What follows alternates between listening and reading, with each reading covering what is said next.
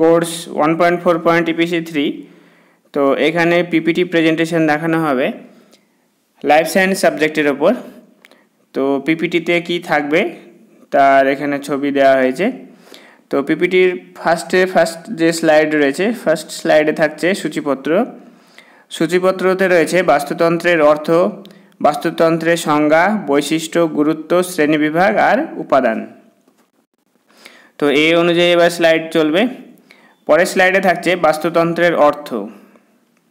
এখানে বাস্তুতন্ত্রের ইংরেজি প্রতিশব্দ হচ্ছে ইকোসিস্টেম, গ্রিক শব্দ থেকে এসেছে, যার ব্যুৎপত্তিগত অর্থ হলো আবাসস্থল সম্পর্কিত আন্তঃসম্পর্ক। এরপরে বাস্তুতন্ত্রের সংজ্ঞা।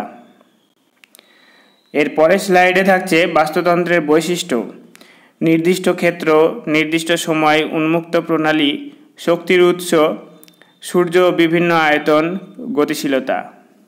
অর্থাৎ মেন পয়েন্টগুলোকে স্লাইডে দেখানো হবে। আর স্লাইড এটা প্রেজেন্টেশন করানো হচ্ছে, আর ছাত্রছাত্রীদেরকে তো পয়েন্টগুলোকে এক্সপ্লেন করাই হবে। সুতরাং স্লাইড বা পিপিটিতে কী করতে হয়, সবসময় মেন যে পয়েন্টগুলো সেগুলো ওখানে তুলে ধরতে হয়, এটাই পিপিটি। এরপরে বাস্তুতন্ত্রের গুরুত্ব।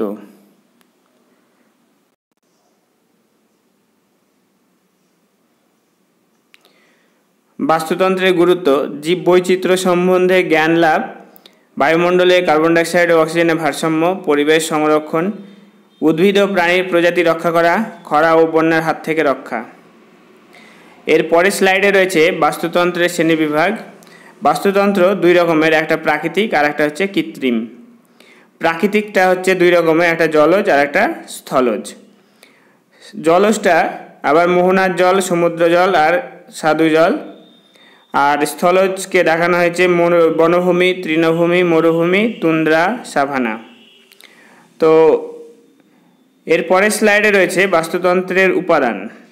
বাস্তুতন্ত্রে কী কী উপাদান রয়েছে: সজীব উপাদান আর জড় উপাদান। সজীব উপাদান আবার দুই রকমের, একটা উৎপাদক আর একটা খাদক।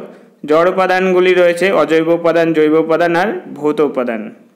উৎপাদক কী কী: আলোক সবজি আর রাসায়নিক সবজি। খাদক হচ্ছে বৃহৎ খাদক, অনুখাদক। বৃহৎ খাদক আবার প্রাথমিক খাদক, গৌণ খাদক আর প্রগৌণ খাদকে বিভক্ত। তো এই ছিল আমাদের আজকের প্র্যাকটিকাম। সবাইকে অনেক ধন্যবাদ ভিডিওটি শেষ পর্যন্ত দেখার জন্য।